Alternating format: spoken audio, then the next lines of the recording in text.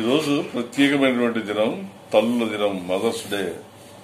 మరి ప్రపంచమంతటా కూడా ఈ తల్లుల గురించి ప్రార్థిస్తున్నారు. గృహంలో తల్లి యొక్క బాధ్యత ఎంతో గొప్పదని మనం జ్ఞాపకం చేస్తున్నాం. ఒక తల్లిగా ఉండుట ఎంతో ఆశీర్వాదకరం. ఒకవైపున భర్తను చూసుకున్నాలా, ఒకవైపున పిల్లలు చూసుకున్నాలా, ఇంకో వైపున సంసారాన్ని తీసుకున్నాలా. అన్ని రీతిలుగా తల్లికి చాలా బాధ్యతలు ఉన్నాయి. కాబట్టి బాధ్యతలన్నింటిలో కూడా ప్రభు మిమ్మల్ని ఆశీర్వదించి మరి దీవించినట్లు మనం ప్రార్థన చేసుకుందాం. తల్లిగా ఉండడం అనేది ఎంతో ఆశీర్వాదకరం. మరియ కుటుంబం గురించి ఎంతగా మరి కష్టపడినదో ప్రభునామానికి స్తోత్రం చెల్లిస్తున్నాం. ఆనంద సమయంలో, కష్ట సమయంలో, ఇబ్బంది సమయంలో కూడా ప్రభుకు నమ్మకంగా ఉండి, యథార్థంగా ఉండి, ప్రభు కొరకు జీవించి కుటుంబాన్ని పైకి తీసుకుని వచ్చుట తల్లి యొక్క గొప్ప బాధ్యత అయి ఉన్నది. ప్రభునామానికి స్తోత్రం చెల్లిస్తున్నాం. తల్లి ప్రార్థనా పరులుగా ఉండాలా. సూసన్న వారి యొక్క 19 మంది పిల్లల్లో ఆమె యొక్క ప్రార్థనా జీవితం వలన 2 గొప్ప దైవ సేవకులు వచ్చారు ఆ కుటుంబం నుంచి. John Wesley, Charles Wesley. John Wesley America దేశాన్ని తలకిందులుగా మార్చాడు. జాన్ వెస్లీ మెథడిస్ట్ సంఘాన్ని స్థాపించాడు. మరి చార్లెస్ వెస్లీ అనేకమైన పాటలు రాసి ప్రభువును మహిమపరిచారు. కాబట్టి తల్లులారా, మీ కుటుంబం అనే ఒక మహిమగల కుటుంబముగా, మాదిరి గల కుటుంబముగా తీర్చిదిద్దుమని, మీ కుటుంబంలో ఆరాధన, మీ కుటుంబంలో ప్రార్థన, మీ కుటుంబంలో ప్రార్థన సహవాసము, వాక్య సహవాసం కలిగి క్రీస్తు కొరకు జీవించి కుటుంబాన్ని అభివృద్ధి పొందాలని ప్రభు మనందరితో ఈరోజు సెలవిస్తున్నాడు. తల్లులందరినీ దేవుడు దీవించిన కాక చిన్న మాట ప్రార్థన చేసుకుందాం. ప్రభువా, తల్లిగా ఉండడం ఎంత ఆశీర్వాదకరం నాయన. ప్రభువా, తల్లిని మీరు దీవించి కుటుంబాన్ని పైకి తెచ్చుకునేటువంటి భాగ్యం దయచేయమని యేసు నామమున వేడుకొంచున్నాం తండ్రి. ఆమేన్. ప్రభు మనకి స్తోత్రం చెల్లిస్తున్నాం.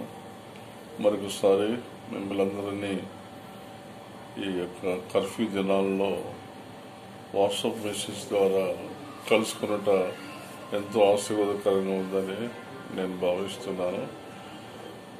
మీరు కూడా వాక్యం విని ఆనందిస్తున్నారని నమ్ముతున్నాను. ఈరోజు మనం ధ్యానించబోయేటువంటి వాక్యం ఏమనగా విశ్వాస ప్రవర్తన, ద బిహేవియర్ ఆఫ్ ఫెయిత్. బైబిల్లో రాబడిన మాట ఏమనగా, నీ ప్రవర్తన అంతటి మీద ఆయన అధికారం ఒప్పుకొనుము. ద్వితీయోపదేశ కాండం 5వ అధ్యాయము 1వ వచనంలో రాబడిన మాట ఏమనగా, మోషే ఇశ్రాయేలునందరినీ పిలిపించి ఇట్లైన, ఇశ్రాయేలులారా, నేను మీ వినికిడిలో నేడు చెప్పుచున్న కట్టడలను విధులను విని వాటిని నేర్చుకుని వాటిని అనుసరించి నడువుడి. ఇక్కడ మోషే ఇశ్రాయేలు ప్రజలతో వారి విశ్వాస ప్రవర్తన ఎట్లుండాలనో 4 విషయాలు చెప్పాడు. వినవలెను, listen to the voice of the lord. రెండవది నేర్చుకునవలెను, learn at the feet of Jesus. యేసు పాదముల యొద్ద నేర్చుకునవలెను. మూడవది ప్రేమ కలిగి ఉండవలెను, క్రీస్తును ప్రేమించవలెను, అనుసరించుడి. నాలుగవది నడువుడి, క్రీస్తు మహిమపరచుడి, గ్లోరిఫై ద లార్డ్. ఈ 4 విషయాలు విశ్వాస ప్రవర్తన గురించి మనం ధ్యానించబోతున్నాం. క్రీస్తు స్వరమును వినవలెను. మొట్టమొదటిది listen to the voice of the lord. ఒక మిషనరీ గారు, గొప్ప మిషనరీ, ఈ రీతిగా ప్రార్థన చేశాడు. పరిశుద్ధాత్మ స్వరమునకు నేను సునిశ్చితమైన హృదయం కలిగి, బుద్ధి కలిగి నేను వినవలనని సెలవిచ్చి ఉన్నాడు. Be sensitive to the prompting of the holy spirit. అనేక సార్లు మన జీవిత విధానంలో ప్రభువు మనలను పరిశుద్ధాత్మ చేత నడిపిస్తాడు. కాబట్టి మనమందరం కూడా ఆ పరిశుద్ధాత్మ స్వరమును వినవలెను. Listen to the voice of the lord. వినుట వలన విశ్వాసం కలుగును, విశ్వాసం వలన విజయం కలుగును.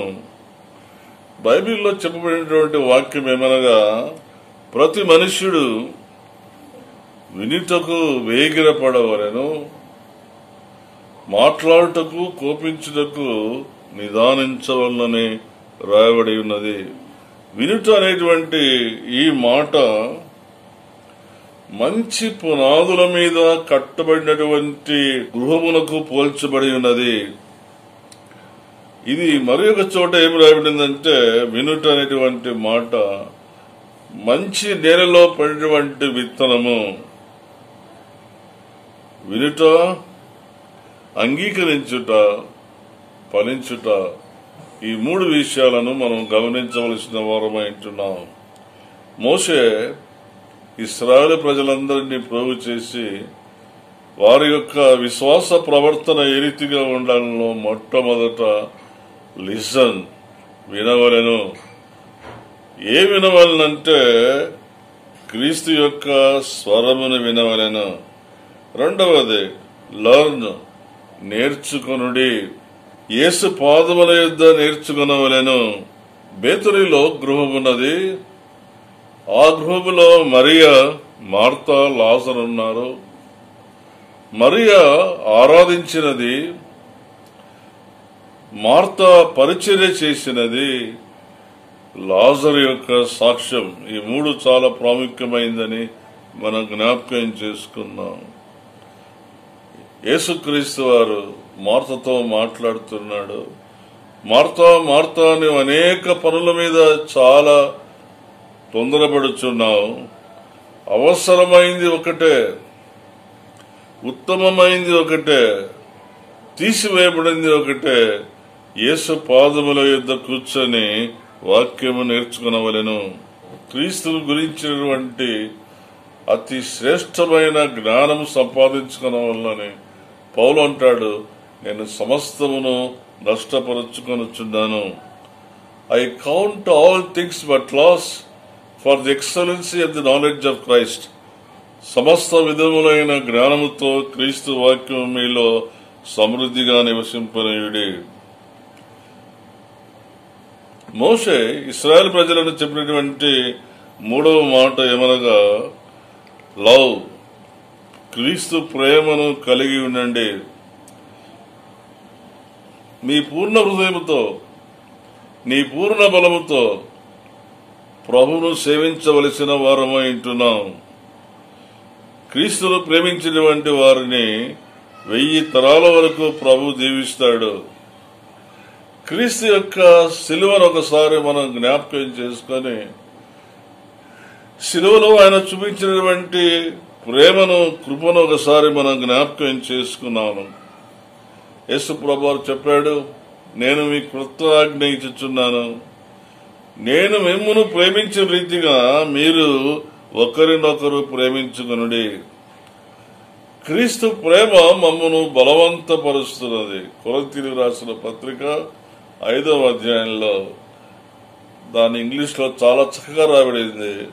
The love of God constraineth. 4వది లివ్, నడవవలెను.